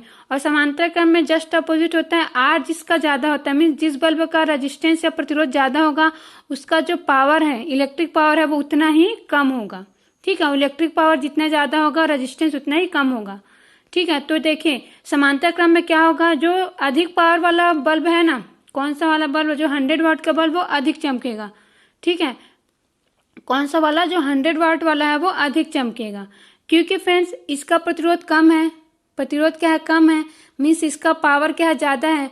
और जो हीट होता है, जनरेट होता है, वो किसके इक्वल होता है या फिर किसके प्रोपोर्शनल होता है, वो P के प्रोपोर्शनल होता है। ठीक है, मीन्स पावर जितना ज्यादा होगा वो उतना ही ज्यादा चमकता है। ठीक है, क्या होता है, उतना ही ज़्यादा चमकता है या फिर उतना ही ज़्यादा हीट प्रोड्यूस करता है। ठीक है फ्रेंड्स, तो इस प्रकार ये जो ऑप्शन है, कौन सा वाला ऑप्शन आप सभी को क्वेश्चन में जो दिया हुआ है ना कि पहले क्या होगा, पहले 40 वॉट का अधिक चमकेगा। ठीक है, कब, जब समांतर क्रम में होगा तो पहले 40 वॉट का अधिक चमकेगा, क्योंकि क्वेश्चन में वही दिया हुआ है ना, पहले श्रेणी क्रम में फिर समांतर क्रम में जोड़े तो क्या होगा, तो पहले हम श्रेणी क्रम में जोड़ते हैं तो 40 वॉट का अधिक चमकेगा, उसके बाद जब हम समांतर क्रम में जोड़ेंगे तो 100 वॉट का अधिक चमकेगा। ठीक है ना, तो ऐसे फ्रेंड्स आप किसी भी क्वेश्चन को सॉल्व कर सकते हैं। ठीक है फ्रेंड्स, तो मैं आप सभी को अच्छे से समझा दी हूँ, फिर भी अगर कोई भी डाउट होगा तो आप बेशक मुझे कमेंट कर सकते हैं। अब चलते हैं फ्रेंड्स अगले क्वेश्चन पर। तो अगला क्वेश्चन देखिए फ्रेंड्स, अगला क्वेश्चन आप सभी को दिया हुआ है अनोमीय प्रतिरोध का उदाहरण है। मीन्स आप सभी को सिंपली पूछा गया है कि जो ऑप्शन दिया हुआ है इसमें से कौन सा एग्जाम्पल जो है वो अनोमीय प्रतिरोध है। ठीक है, मीन्स रेजिस्टेंस है, तो फिर इसका जो ऑप्शन सी है ना डायोड, यही आपका सही आंसर है। कौन सा वाला, ऑप्शन सी। मीन्स ये जो डायोड होता है ना फ्रेंड्स वो अनोमीय रेजिस्टेंस होता है इसमें। ठीक है, क्या होता है, अनोमीय रेजिस्टेंस। अब अगला क्वेश्चन देखिए फ्रेंड्स, अगला क्वेश्चन है वे पदार्थ जिनके प्रतिरोधकता ताप वृद्धि के साथ घटती है। क्या पूछ रहा है फ्रेंड्स, हमें ऐसा पदार्थ मीन्स ऐसा मटेरियल बताना है जिसकी जो रजिस्टिविटी होती है। क्या, रजिस्टिविटी मीन्स प्रतिरोधकता होता है, अगर हम टेम्परेचर इंक्रीज करते हैं मीन्स टेम्परेचर में वृद्धि करते हैं तो क्या होता है, कम होता है। ठीक है, तो आप सभी को ऑप्शन दिया हुआ है अतिचालक मीन्स सुपर कंडक्टर, अर्धचालक दिया हुआ है सेमी कंडक्टर, कुचालक दिया हुआ है इंसुलेटर, और साथ ही क्या दिया हुआ है, डाई इलेक्ट्रिक मटेरियल दिया हुआ है मीन्स परावैद्युत क्या दिया हुआ है, पदार्थ दिया हुआ है। तो फिर इसका जो ऑप्शन बी है ना वही आपका सही ऑप्शन है। कौन सा, ये जो ऑप्शन बी दिया हुआ है ना आप सभी को, यही आपका सही आंसर है, क्योंकि जो भी सेमीकंडक्टर मटेरियल्स होते हैं फ्रेंड्स, इसका जो ताप है फ्रेंड्स, जब हम इसमें वृद्धि करते हैं तो इनका जो प्रतिरोधकता है वो क्या हो जाता है, कम हो जाता है। क्या हो जाता है, कम हो जाता है। ठीक है, तो आप सभी याद रखिए कि जो बी होता है मीन्स जो अर्धचालक होता है, बी नहीं अर्धचालक जो होता है वो क्या होता है, इनमें ताप में वृद्धि करने पर इनकी जो प्रतिरोधकता है वो कम हो जाता है। ठीक है, अब अगला क्वेश्चन देखिए फ्रेंड्स, अगला क्वेश्चन आप सभी की स्क्रीन पर शो रहा है, और ये जो क्वेश्चन है फ्रेंड्स वो पृथ्वी के चुंबकत्व मीन्स अर्थ मैग्नेटिज्म से रिलेटेड है। क्वेश्चन क्या दिया हुआ है फ्रेंड्स, किसी स्थान पर नतिकोण 30 डिग्री दिया हुआ है। नतिकोण मीन्स क्या होता है, एंगल ऑफ डिप। ठीक है, और क्या दिया हुआ है, एंगल ऑफ डिप दिया हुआ है 30 डिग्री। ठीक है, यदि पृथ्वी के चुंबकीय क्षेत्र का 36 घटक क्या दिया है, एच, तो संपूर्ण चुंबकीय क्षेत्र की तीव्रता होगी। मीन्स फ्रेंड्स सिंपली हमें एंगल ऑफ डिप दिया हुआ है 30 डिग्री। ठीक है, इसी के साथ ही क्या बोला गया है कि जो अर्थ है ना उसके मैग्नेटिक फील्ड का हॉरिजॉन्टल कंपोनेंट क्या माने हैं, एच दिया हुआ है। ठीक है, माने नहीं मीन्स दिया हुआ है क्वेश्चन में कि जो अर्थ है उसके जो मैग्नेटिक फील्ड है उसका जो हॉरिजॉन्टल कंपोनेंट है वो क्या है, एच है। तो हमें क्या निकालना है, जो टोटल क्या है मैग्नेटिक फील्ड इंटेंसिटी है। क्या, total magnetic field intensity means बोलने से चुंबकीय क्षेत्र की जो तीव्रता है वो निकालना है। ठीक है, तो ये बहुत ही सिंपल क्वेश्चन है फ्रेंड्स, इसका सिंपल से एक फॉर्मूला होता है H इज इक्वल टू होता है बी कॉस थीटा। क्या होता है, H is equal to B cos theta होता है। ठीक है, जहां पर क्या होता है फ्रेंड्स, H क्या है, चुंबकीय क्षेत्र का 36 घटक है means horizontal component of magnetic field है किसका, अर्थ का। ठीक है, उसके बाद है थीटा। थीटा क्या है, ये एंगल ऑफ डिप मीन्स नतिकोण है। क्या कहते हैं हिंदी में, नतिकोण, और इंग्लिश में कहते हैं एंगल ऑफ डिप। उसके बाद बी दिया हुआ है, तो ये जो यही बी है ना फ्रेंड्स, इसी का हमें क्या निकालना है, वैल्यू निकालना है। यही है क्या है, पृथ्वी का जो संपूर्ण चुंबकीय क्षेत्र है ना, टोटल मैग्नेटिक फील्ड है उसका क्या है, इंटेंसिटी है। ठीक है, क्या है, इंटेंसिटी है। ठीक है, अब देखिए friends, H is equal to B cos theta होता है। H की वैल्यू क्या दी हुई है, H की वैल्यू तो H ही दिया हुआ है मीन्स H को सिर्फ सिंपली H दिया हुआ है। और जो भी अगर हम ऑप्शन देखें तो ऑप्शन में भी हमें क्या दिखाई दे रहा है, H दिखाई दे रहा है। तो H को हमें कुछ नहीं करना है, B की वैल्यू हमें निकालनी है। और हमें cos 30 दी मीन्स जो 30 है, जो 30 क्या है वो थीटा है ना, मीन्स थीटा मीन्स नतिकोण का मान या फिर एंगल ऑफ डिप क्या दिया हुआ है, 30 दिया हुआ है। तो वहां पर मैं रख दूंगी cos 30 डिग्री। ठीक है, और cos 30 डिग्री की वैल्यू क्या होती है, √3 डिवाइडेड बाय 2 होता है। तो फ्रेंड्स ये जो वैल्यू आता है ना cos थीटा का, sin थीटा का, जो मैं ये जो अर्थ मैग्नेटिज्म वाला जितना भी क्वेश्चन कराई हूँ उसमें यूज करती हूँ। तो फ्रेंड्स ये सब क्या है, ये सभी फ्रेंड्स जो ट्रिग्नोमेट्रिक फंक्शंस होते हैं वो है ना। तो फ्रेंड्स आप सभी ने तो 10वीं पढ़ाई होगा है ना, सभी 10वीं क्रॉस करके ही आर्ट्स लेते हैं या फिर बायो लेते हैं या फिर एग्रीकल्चर जो भी सब्जेक्ट लेना है, मैथ्स वगैरह ये लेते हैं। तो 10th तो आप सभी ने पढ़ाई है। तो 10th में होता है फ्रेंड्स एक चैप्टर है मैथ्स में है ना, जिसमें हम ट्रिग्नोमेट्रिक मीन से जो त्रिकोणमिति फलन है वो सब पढ़ते हैं। तो उसी में ही फ्रेंड्स एक टेबल दिया हुआ है जिसे हमें 10th में याद करना होता है। ठीक है, क्योंकि उससे हमारे बहुत सारे क्वेश्चन सॉल्व होते हैं। और मैथ्स वालों को तो ये बहुत ही पता ही होता है, क्योंकि जब तक मैथ्स पढ़ते रहते हैं तब तक ये रहता ही है ना। तो फ्रेंड्स ये वहीं से ही आता है, ये जो वैल्यूज आती है ना वो वहीं से ही आता है। तो अगर आप सभी को निकालना आता होगा फ्रेंड्स, है ना, जितना भी वैल्यूज है वो, तो आप सभी इसे सिंपली सॉल्व कर सकते हैं। लेकिन अगर आपको निकालना नहीं आता, मीन्स वैल्यूज नहीं पता रहेगा, cos 30 cos 90 ऐसा करके, तो आप इसे सॉल्व नहीं कर सकते। तो फ्रेंड्स अगर आपको टेबल जो है वो कैसे हम याद रख सकते हैं, क्योंकि इसका बहुत इजी ट्रिक है, तो अगर आपको पता है तो अच्छी बात है, अगर नहीं पता है तो आप सभी मुझे कमेंट करके बता सकते हैं। मैं आप सभी को अपने अगले वीडियो में बहुत ही अच्छे से बता दूंगी कि आप सभी इसे कैसे याद रख सकते हैं। ठीक है फ्रेंड्स, तो बेशक आप सभी मुझे कमेंट कर सकते हैं। तो सिंपली फ्रेंड्स हो गया तो क्या, आप क्या करना है, ये जो हमें किसकी वैल्यू चाहिए, बी की वैल्यू चाहिए, इसलिए मैं क्या करूंगी, ये जो √3/2 है उसको मैं लेफ्ट साइड क्या करूंगी, ट्रांसफर करूंगी। तो मुझे क्या मिल जाएगा, b = 2h/3। क्या √3 है ना, रूट बोलते हैं उसको, जो साइन दिखाई दे रहा हो ना इसमें, उसको हम क्या बोलते हैं, रूट बोलते हैं। तो √3 मिल गया मुझे। ठीक है फ्रेंड्स, तो यही आपका आंसर है। तो जो ऑप्शन दिया हुआ है फ्रेंड्स, कौन सा ऑप्शन दिया हुआ है, बी, ये क्या है, क्वेश्चन का आंसर होगा। तो ये बहुत ही सिंपल है फ्रेंड्स, है ना। तो आप ऐसे किसी भी क्वेश्चन को सॉल्व कर सकते हैं। इसके बाद फ्रेंड्स हम एक और क्वेश्चन देख लेते हैं जो अर्थ मैग्नेटिज्म से रिलेटेड है। ठीक है, क्योंकि जो ACF एग्जाम है फ्रेंड्स, इसमें अर्थ मैग्नेटिज्म से क्वेश्चन आया हुआ है, इसलिए आप सभी हर टाइप का क्वेश्चन कर लीजिए। तो देखिए फ्रेंड्स, अगला क्वेश्चन है, यदि पृथ्वी के किसी स्थान पर क्षैतिज और ऊर्ध्वाधर अवयव समान है तो उस स्थान का नति कोण होगा। क्या दिया हुआ है, मैं आप सभी को अच्छे सिंपली बता देती हूँ कि अर्थ का क्या बोला है, कोई भी प्लेस ले लिए हम, है ना, किसी भी प्लेस पर जो ये एच अभी आपने देखा ना, एच है ना, पृथ्वी के क्षेत्र का मीन्स जो चुंबकीय क्षेत्र उसका क्षैतिज घटक मीन्स जो हॉरिजॉन्टल कंपोनेंट है ना मैग्नेटिक फील्ड का, और साथ ही जो वर्टिकल कंपोनेंट है ऊर्ध्वाधर घटक मीन्स इंग्लिश में क्या कहते हैं, वर्टिकल कंपोनेंट। तो ये दोनों क्या है बोल रहा है, इक्वल है। क्या है, इक्वल है। तब हमें क्या निकालना है, उसी स्थान का नति कोण निकालना है, मीन्स एंगल ऑफ डिप निकालना है। ठीक है, तो ये भी बहुत ही सिंपल है फ्रेंड्स। इसके लिए भी हम क्या करेंगे, H = क्या होता है, B cos θ होता है। तो ऐसे V क्या है, ऊर्ध्वाधर घटक है, means vertical component of magnetic field है। ठीक है, तो ये क्या ऊर्ध्वाधर घटक है चुंबकीय क्षेत्र का, किसका, पृथ्वी के चुंबकीय क्षेत्र का ऊर्ध्वाधर घटक है V। तो V = क्या है, B sin θ है। क्या होता है, B sin θ। तो इसको सॉल्व करने के लिए सिंपली हम क्या करेंगे, H/V करेंगे। तो इधर क्या हो जाएगा, B cos θ/ B sin θ। तो B से B कैंसिल हो जाएगा फ्रेंड्स, और cos θ/ sin θ ये क्या होता है, cot θ होता है। क्या होता है, cot θ। ठीक है, तो यहाँ पर मैं लिख दूंगी H/V = cot θ लिख दूंगी। क्या लिख दूंगी, cot θ। अब देखिए फ्रेंड्स, क्या दिया हुआ है क्वेश्चन में कि H = क्या है, V है, दिया हुआ है ना। ऐसे ही तो लिखा है कि जो चुंबकीय क्षेत्र का क्षैतिज घटक और ऊर्ध्वाधर घटक है, वर्टिकल कंपोनेंट और जो हॉरिजॉन्टल कंपोनेंट है वो इक्वल है। तो मैं क्या करी, H = V कर दी। अब ये क्या हो गया, इक्वल हो गया। और मैं आप सभी को कुछ समय पहले जो क्वेश्चन सॉल्व कराई थी तभी बताई थी कि ऊपर और नीचे जब सेम रहता है तो वो कैंसिल हो जाता है। तो यहाँ पर एक कैंसिल होकर क्या बच जाएगा, 1 बच जाएगा। कितना, 1। तो यहाँ पर 1 आ गया। ठीक है, अब देखिए B तो क्या हो गया है, कैंसिल हो चुका है। यहाँ पर सिर्फ cot θ है, तो 1 जो है कौन सी वैल्यू है, थीटा की कौन सी वैल्यू रखने पर क्या मिलेगा, मेरे को 1 मिलेगा। तो फ्रेंड्स जो cot 45 डिग्री होता है, cot 45 डिग्री क्या होता है फ्रेंड्स, 1 होता है। मीन्स cot का जो अगर मैं 45 रखूँ, थीटा की वैल्यू क्या रखूँ, 45, तब मुझे क्या मिलता है फ्रेंड्स, 1 मिलता है। तो इसका आंसर क्या होगा, 45 डिग्री। मीन्स नति कोण या एंगल ऑफ डिप क्या होगा, 45 डिग्री। मीन्स इसका जो ऑप्शन सी दिया हुआ है ना क्वेश्चन में, यही आपका आंसर है। तो इस प्रकार आप कोई भी क्वेश्चन सॉल्व कर सकते हो। अब अगला क्वेश्चन देखिए फ्रेंड्स, अगला क्वेश्चन आप सभी को दिया हुआ है, अवतल लेंस प्रयोग होता है। ठीक है, क्या दिया हुआ है कि जो कनकेव लेंस होता है उसका प्रयोग किस में होता है, ये पूछा जा रहा है। मीन्स कौन से डिफेक्ट है, दोष मीन्स क्या, डिफेक्ट है। तो क्वेश्चन क्या है, अवतल लेंस प्रयोग होता है दोष दूर करने में। ठीक है, तो जो दोष है या फिर डिफेक्ट्स है फ्रेंड्स वो किसमें दिया हुआ है, ऑप्शन में। तो अवतल लेंस जो है या फिर क्या बोलते हैं इंग्लिश में से, कनकेव लेंस, इसका यूज जो है कौन से डिफेक्ट को दूर करने में होता है, यही पूछा जा रहा है। तो ये फ्रेंड्स ये क्वेश्चन बहुत ही बार बहुत सारे एग्जाम्स में रिपीट हो चुका है।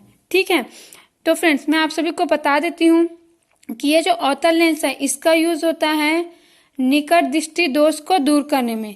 निकट दृष्टि दोष को इंग्लिश में क्या कहते हैं, मायोपिया कहते हैं। क्या कहते हैं, मायोपिया कहते हैं। ठीक है, तो फ्रेंड्स आप सभी जो इंग्लिश नेम मैं बता रही हूँ ना, मायोपिया, इसे जरूर याद रखिएगा। क्यों याद रखिएगा, क्योंकि इंग्लिश में ही डायरेक्टली लिखकर आ जाता है। जैसे यहाँ पर हिंदी में लिखा हुआ है निकर दृष्टिदोष, तो उसकी जगह में हिंदी में ही लिखा रहेगा मायोपिया, और इंग्लिश में तो लिखा ही रहेगा मायोपिया। और ऐसा कंफ्यूजन हो चुका है बहुत सारे बच्चों को, है ना। तो आप सभी को ऐसा कंफ्यूजन ना हो इसलिए मैं बता देती हूँ कि जो निकर दृष्टिदोष है इसको क्या कहते हैं, मायोपिया कहते हैं, और इसी को दूर करने में अवतल लेंस का यूज होता है। अब देखिए, अब इसके बाद एक और आता है दूर दृष्टिदोष। ठीक है, क्या आता है, दूर दृष्टिदोष, जिसको इंग्लिश में क्या कहते हैं, हाइपरमेट्रोपिया कहते हैं।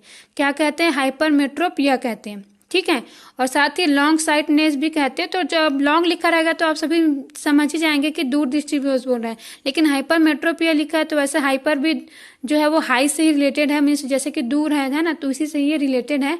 फिर भी आपको पता होना चाहिए कि हाइपरमेट्रोपिया किसको कहते हैं, दूर दृष्टिदोष को। ठीक है, तो देखिए फ्रेंड्स, ये जो दूर दृष्टिदोष है ना, इसको दूर करने में किसका यूज होता है, उत्तल लेंस का। ठीक है, किसका होता है, उत्तल लेंस। उत्तल लेंस मीन्स कन्वेक्स लेंस का यूज होता है। तो अब आप सभी कंफ्यूज ना हो इसके लिए मैं एक बात आपको बता देती हूँ कि देखिए, निकट दृष्टिदोष और जो दूर दृष्टिदोष है ना, जैसे कि नाम है निकट, लेकिन इसका जस्ट अपोजिट होता है। ये जो मायोपिया या फिर निकट दृष्टिदोष होता है, इसमें पास की वस्तु अच्छे से दिखाई देती है, लेकिन दूर की जो भी वस्तु होती है वो नहीं दिखाई देती है। मीन्स इस रोग से जो भी पीड़ित होगा व्यक्ति है ना, उसको क्या होगा, पास की वस्तु अच्छी दिखाई देगी, कुछ भी लिखा है सब कुछ अच्छा दिखाई देगा, लेकिन अगर वो दूर की किसी भी चीज को देखना चाहेगा तो उसको अच्छे से दिखाई नहीं देगा। ठीक है, वैसे दूर दृष्टिदोष में क्या होता है, दूर की चीज अच्छी दिखाई देती है, लेकिन पास की जो भी चीज है या फिर कोई भी वस्तु है, अगर हमें कुछ पढ़ना है पास से तो वो दिखाई नहीं देता है। ठीक है, तो आप सभी को समझ में आ गया होगा।